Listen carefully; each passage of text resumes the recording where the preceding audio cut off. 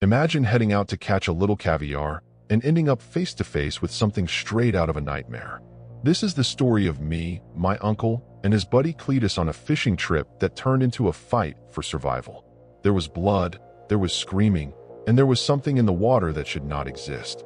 But hey, before we dive into this terrifying tale, don't forget the $25 giveaway from the last video. All you have to do to enter is like this video, subscribe to the channel, and drop a comment below. It's that easy, and you might be the next lucky winner. Now, let me tell you what really happened that day on Stromboli Lake. I dredge up trash for a living. We found something we should not have. Let me start off by saying I shouldn't have even come to work that day. It was a pristine Saturday morning, and I was standing on the deck of my uncle's swamp trailer inhaling the lovely springtime air. The tide was just starting to drift back in, so the water had a pungent odor to it. My uncle makes his living cleaning up trash and debris from local bodies of water, riverbeds, inland lakes, private reservoirs, you name it.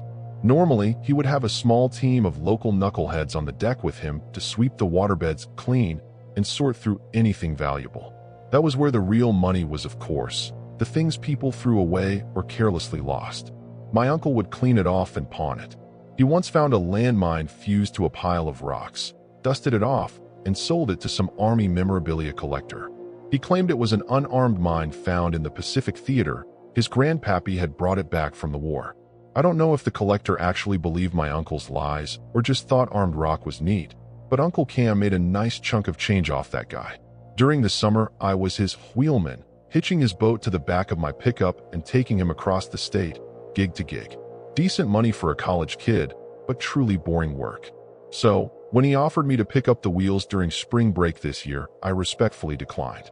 I thought that was the end of it, until he showed up at my parents' houseboat in tow, his right-hand man Cletus sulking at the front of his rental.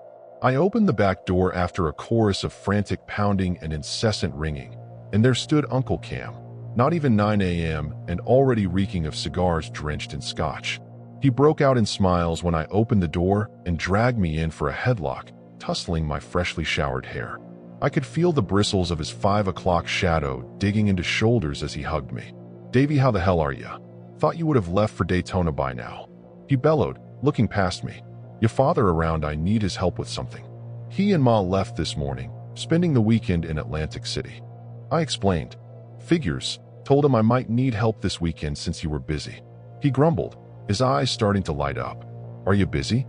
"Well, I don't officially leave until Sunday." I begrudged. A meaty paw slapped me on the back, shooting me out the door. I blinked, and suddenly I was halfway up the driveway with him. "Then listen, I need your help here. I got Cletus with me. He's pulling double duty with driving and all dash." He waved over to Cletus, who gave a dismissive wave of his hand. "Whiny little cocksucker, but Silvio dropped out of the gig today. I need another set of hands." "What, on the boat? I've never even gone fishing." I protested. "What fishing? We hang out a little, drink some beer, and drag a net across a little lake up north. 5 hours work tops, cut you in for 40%. He ain't getting a fucking percent off of my shares." I heard Cletus fume from the rental.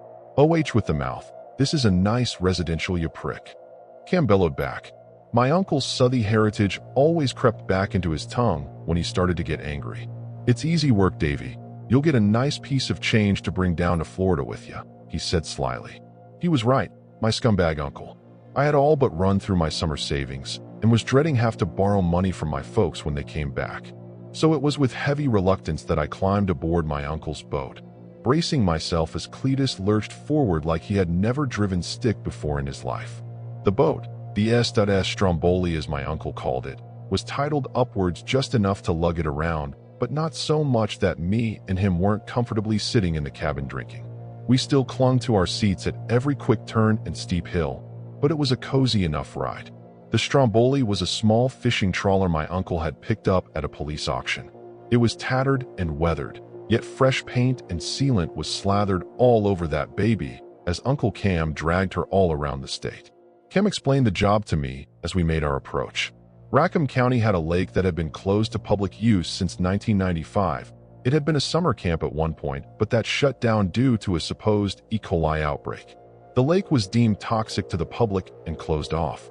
The rumor mill churned out some ridiculous gossip. The county was using it as a dump, the mob was using it to hide bodies. Occasionally, some kids would hope the fence and come home with skin rashes that would last for weeks and itch twice as long. Now, the county was losing money and wanted to revitalize a sense of community by reopening the old camp. The area had to be decontaminated, of course, and that's where good old Uncle Cam came in. Now, this wasn't some deep cleaning operation. My uncle was a small fry. He usually got hired to do some light surveying of the depths and minor dredging.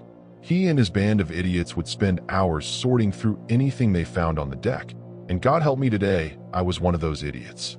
After a while, we arrived at the shore, as it were. Cletus nearly killed himself backing up enough to drop the boat into the water, and the three of us broke our backs getting it out of the shallows. There was probably a safer and more efficient way to get the boat in, but we were cracked for time and a little buzzed at this point. My uncle fished for his treasure using a makeshift rake powered by a motor engine. The rake was 3 meters long and scooped at the end. He would slowly start at the end, then make his way across the muck in a way that rarely got him stuck. It was long, boring work made easy by swapping tails and drinking brew. The lake, named Aaron, stunk to high heaven. Like moss had crawled inside a crab hole to die. The funny thing was the water was fairly clear. It had a slight orange tint to it, but it looked like you could dive right in. The high noon sun shone down on it, twinkling like mountain rain. There were patches of pure orange foam cropped up on the surface. It looked like bulky foam drifting down the way. Cletus and I sat on the bow as Kim glides softly through the water. Cletus poked me in the ribs and pointed towards a nearby foam cluster. That there is salmon spunk. He spat. It's close to spawning season. Lovely, I grumbled. Nah man, good news for us. Water's clean enough for fish, it's clean enough for humans. He summarized. Makes our job a breeze. It already is, till we have to muck through the muck. I stammered. Cletus eyed me with wide eyes. Honestly, we find nothing, I'll be happy. Your uncle ain't from around here, a lot of stories about this stretch of wet. He mused. He told me bits and pieces. I indulged. Cletus laughed when I mentioned the mob and toxic dump tales. Nah man, that's a bunch of bull to weed out the tourists. The real story, well, you know this place used to house a camp, right? It was some uppity sleepaway for rich parents to dump their kids for the summer so they could learn to traverse the great outdoors. He rolled his eyes. It was all controlled. They'd line up some BS activities to make him feel like real outdoorsmen, like archery with foam tips or kayaking back and forth 5 meters or so. He took a swig from his beer and savored it. Of course, they picked a horrible place for a camp. Locals knew to stay away during the summer season. Heat brought out some mighty angry critters. The waters here run deeper than you'd think. He trailed off, letting my vulnerable imagination fill in the rest. What is this, the outer limits? I scoffed. Cletus shook his head sadly. Call it whatever you want. Locals like me know the tales of the Aaron Lake horror, how it would scuttle out of the depths at night, the scent of fresh meat drawing it in. The county covered it up, of course, the real reason the camp closed. They said the thing crawled from cabin to cabin, crushing those kids to bit with powerful pincers. He made a faux clawing motion with his arms, crossing them to his chest like a mini T-Rex. The Camp Aaron slaughter was what it was called. Cops came, and all they found were bits and pieces strewn about. They never did find what did it. They did hear it, though, a mournful chittering sound, like a giant crab howling at the moon. He imitated that sound, coughing at the end of his mimicry and taking another swig. Some say you can still hear that sound at night, as the beast hunts for its next meal.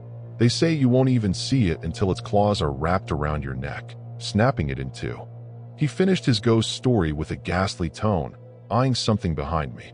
That's when I felt the icy grip of crustacean-scented pincers pinch my neck.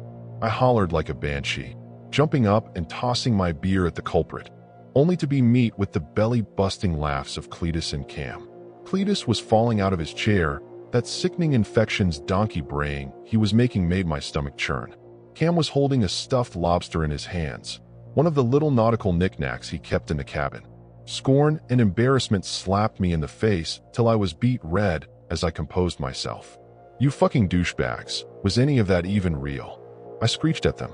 Course not, you fucking mush guy, matter with you? My uncle roared with laughter. I noticed the boat was still chugging along smoothly. Cletus sat back on his chair, a shit-eating grin upon his face. All good fun, laddie buck. Hey Cam, shouldn't you get back to manning the wheel before we scuff the shore? He hinted. Cam waved his hand and went to steal my beer from the Ricky camp chair I had been using. It's on auto. We have about 10 minutes before we hit shallows. Hot as hell back there. You never fixed that AC like I told you, did you? Cam accused. Before Cletus could attempt to defend his handiwork, the boat surged forward and came to a grinding halt. Cam dropped the beer, shattering it all over the deck. He cursed and sprinted back to the cabin. The dredge motor was grinding its gears in protest, black smoke beginning to bellow out of it. I rushed over to help Cletus turn it off as Cam struggled with the boat engine. I could feel the vibrations putter to a pitiful end under my feet as we fought the motor. The chain we used to bring up the scoop was entwined around it, something at the bottom too heavy for Cam's Frankenstein engine.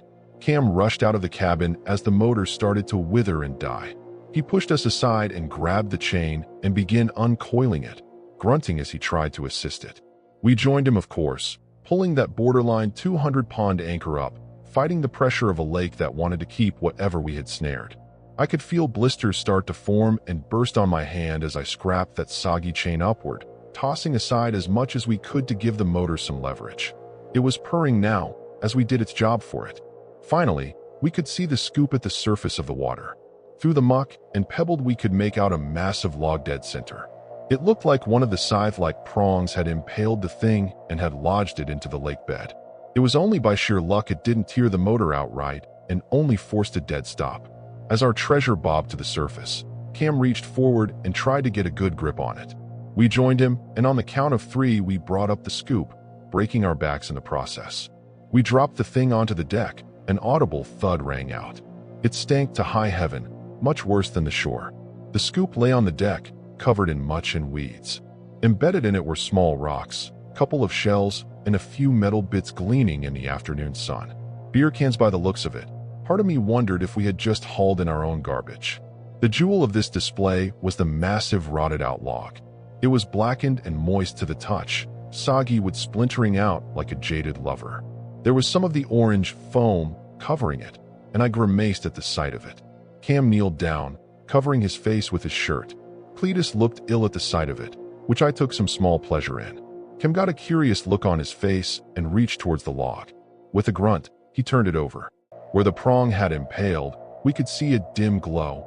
Upon closer inspection, it seemed there were hundreds of small pearl-like objects fused to the inside. Cam whistled, impressed at the amount. Cletus and I leaned in as well, marveling at the sight. It was like something out of a fairy tale, treasure surrounded by a golden aura. Except these weren't pearls, they were too clumped together, and you could make out tiny, black embryos in them. Cam stepped back, rubbing his chin deep in thought. Too close to the spawning grounds. I knew it, but you don't listen. Cletus grumbled. You didn't say shit. Who you kidding? Davy, go get one of the containers from out back, start filling it with water. He commanded, not taking his eyes off the prize. I obliged, though unsure of what the point was. I could hear Cletus arguing my point for me as I searched the cabin for the opaque plastic bin. Look at that big-ass thing. Why we gonna lug it around? He complained. Because we're sitting on a gold mine here, Clet. Look at this, a barrel full of caviar fresh from the sea. He proclaimed proudly. You aren't serious. Cletus balked. Christ on the cross, Cam. This is a new low. He sounded disgusted. Wipe that puss off your face. Only schmucks who eat caviar to begin with are rich snobs with too much time on their hands. Who's this hurting? He countered. You'll get your cut. I could hear my uncle sneering. I came back with the container and helped the two of them hide the log in the cabin. There was some more bickering about the dubious scam my uncle was trying to pull, but I don't know why Cletus was surprised. Love him or hate him, that was just who Cam was. The trouble started when we tried to hide back to shore. The engine sputtered and gagged on itself, refusing to even lightly paddle to the shoreline. It turned up that snare trap had done more damage to the engine than we thought, and would be stuck adrift in the middle of the lake until we fixed the stalling problem. The attempts to fix the engine resulted in the three of us laying anchor and drinking more beer. Cletus claimed he could do it no problem, but Cam refused to let him touch it since he fixed the AC. He ended up calling Silvio and offering him double his normal cut to drive out here and paddle over to us with spare parts. Frankly, it was a beautiful day out, all things considered, so I think my uncle was just happy for the excuse to lay outside in the sun and drink. So that's what we did for the next couple of hours, huddled together basking in the late sun, down to our last case. The air had gotten a tad murky, and my vision blurred as I downed my 10th beer of the day. We swapped tales and bicker over small things, as is tradition in our family, I suppose. The Mariani temper always flared up when my uncle started drinking, and I wasn't too far behind as well as we listened to that smashed redneck ramble on. No, I'm telling you boys, they don't hold a candle to Cash, senior or junior, he slurred.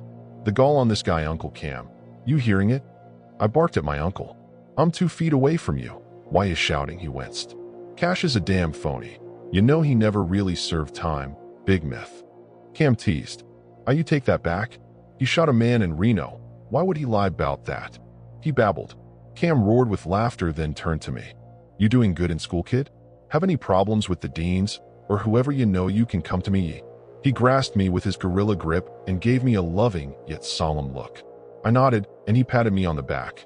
Cletus looked oddly envious and was about to speak up when we heard it. It was a piercing, hissing noise, like air escaping a tire mixed with the wild cry of a cicada. We sat silent, bewildered at the bizarre sound. Cletus shifted uneasily, sobering up in his expression. "So say when he was getting here?" He whispered to Cam. He shrugged his shoulders in response. "Last I heard, he was probably about 20 minutes away. Had to get his frigging canoe out of storage," he said. Cam chuckled. That shriek rang out once more, sounding closer this time. It felt hot all of a sudden, like the humidity had been dialed up to 12. I wiped sweat from my brow and noticed the ghastly pale look on Cletus. His eyes were shifting back and forth, looking past us to the water. The sun was low now, the sky violent with a dying orange hue. "Madone this heat," Cam muttered. "We should throw that log back in," Cletus uttered suddenly. Cam shot him a look. "Selling bogus caviar isn't even the worst thing you guys have pulled." I laughed. "Remember the shaved cat fiasco a couple years back?" Cam winced at the memory, but Cletus didn't let up. "That ain't it. Too weird-looking them eggs might be. I don't know, poisonous or something." He blubbered out, grasping for straws as he evaded the truth. This was met by another round of laughter, cut short by another cry. It sounded like it had risen below us from the depths. Cam got up, confusion pouring out of his face. Cletus frantically got up towards the cabin. "You touch that fucking log, they'll find you at the bottom of this goddamn lake." Uncle Cam roared. "Damn it all, we need to give it back before it's upon us." He raved, a hesitant look in his eyes. "That little prank I pulled on you, I might have embellished it, but it's real," he confessed. Now it was our turn to look confused. Cletus rambled on. "My daddy worked at the camp when he was young. 2 kids snuck out onto the lake one night, and only one came back, pale and cold as a witch's teat. He claimed they had swum out to an old raft, and something had grabbed the other kid and pulled him under. They scoured the lake, but well, they didn't find hide nor tail of him. The Lost Boys folks claimed the other had drowned him and threatened to sue. Camp director had a friend on city council and got it squashed though. Well, that's all very tragic, Cletus, but dash. He saw it, my daddy. It had crawled onto the beach to savor its kill. He said it was 5 meters tall and was scarfing that poor boy's insides out when he came upon it. They didn't believe him, but that's how the rumors started. Cletus was trembling now. Whether it was true or not didn't matter. He believed it for sure. Bunch of horse shit spewing out of that drunken gab of yours. They oughta put a muzzle on this prick. Cam nudged me. Cletus looked like he was about to explode when the boat started to violently shake.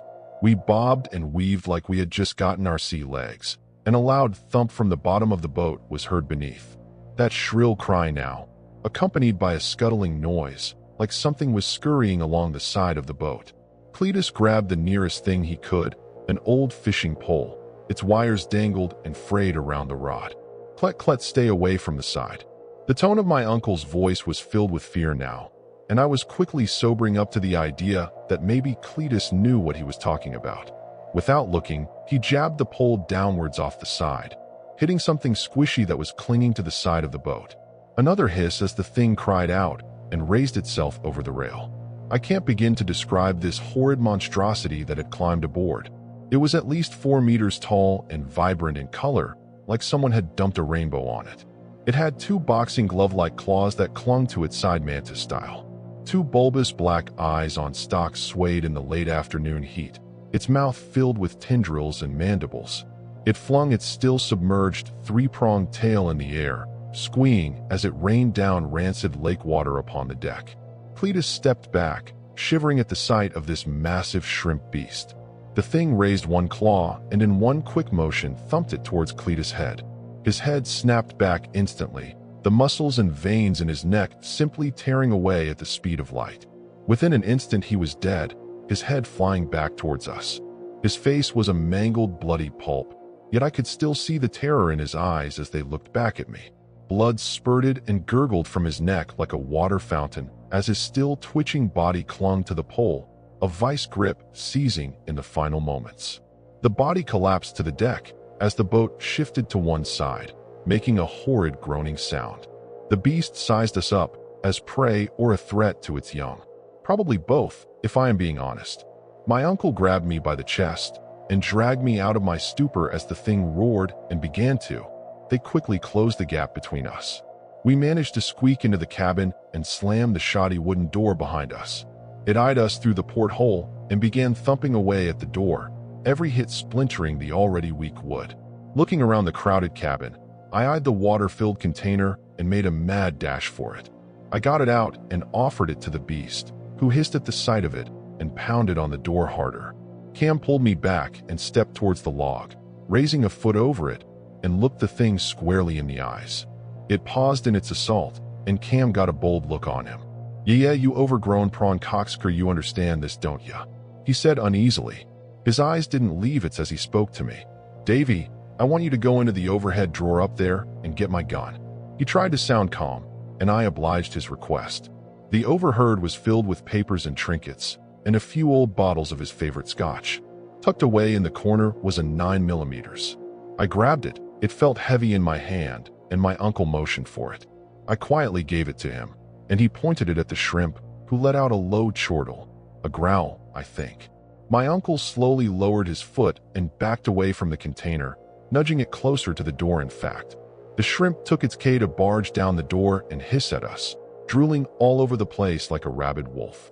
Take it, come on and just get out of here. Cam muttered, as cool and collected as he could be. The thing unfurled a pincer and dragged the container over to it, cooing as it did so. Still, it seemed locked onto us both, ready to pounce. We were just barely out of its striking distance, yet I saw how quickly it could scuttle. My uncle knew this as well and told me this. Sorry for dragging you into this, Davy. You get out of here, he uttered. With that, he opened fire on the beast, pushing me aside. I fell to the ground and scurried up as the thing rushed past me, tanking at least 3 square shoots to the head. It thumped my uncle square in the chest, and he flew towards the cabin window, shattering it instantly. The shrimp was about to turn towards me when another shot rang out from the deck, blowing one of its stalking eyes off. The menace turned its attention back to the deck, and I ran out of there, jumping straight into the water. A blast of ice shocked me to the core as I began swimming to shore, wincing every time I heard a shot. Cam was wheezing at the thing, cursing at it with every slur he knew with all the vigor a dying man could muster. Halfway to shore I heard a loud splash behind me, but I just kept going. I didn't stop till my feet barely sand, and I was rushing out of there as fast as I could. I scurried to the ground and looked back at the boat. It was dead quiet on the lake. No guns, no monster, no Cam. I was breathing heavily then, my eyes stinging from the putrid water. I could taste metal in my mouth, and I coughed up a thick green slime I could only imagine came from when Cam shot the creature's chassis. I saw on the beach, curled up and shivering. I waited for any sign that Cam was okay. I was in a trance. I didn't hear the rattle of the caddy pulling up behind me. A door slammed shut behind me, and I turned, startled at the sight of Silvio standing beside his caddy, canoe strapped to the roof. He looked at me dumbfounded. Davy, fuck's Cam at? When I eventually talked him into grabbing his gun and heading out there, we found the boat slathered in green blood and Cam unconscious on the bow of the Stromboli. We rushed over. His hard, raspy breathing was unbearable to hear. It sounded like his entire chest cavity had collapsed. We carefully moved him out and brought him to the nearest hospital. I should mention that there was no sign of the mantis or the egg-filled log. I sat with Silvio at the urgent care, hoping any news about Cam would be good. Sil assured me that nothing would happen. He'd be fine. He also mentioned that mess on the boat, whatever happened there, would stay between us. He would head back the next morning with some friends of his and tidy up the area. I tried to protest, but he assured me it would be no trouble at all. Finally, I got the news that Cam was awake and wanted to speak with me. I found him lying on the hospital bed, his chest wrapped in so much gauze he looked like Al Capone if he was a mummy. He was hooked up to some kind of and slurred when he spoke. He had a grin on him, saying he got the thing, and we were going to be rich. I didn't have the heart to tell him that it was gone, not then anyway. This was a week ago now, and I'm writing this in the waiting room.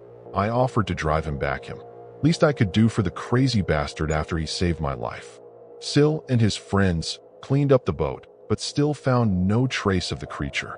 Knowing the circles Uncle Cam runs in, I can only imagine what they really think went down on that boat. But I digress. I can hear him creaking jokes in his room, asking the nurses out on a night on the town. He's a card, my Uncle Cam. But I think the next time he asks me to go on a job with him, I'm not going. Not for all the caviar in the world.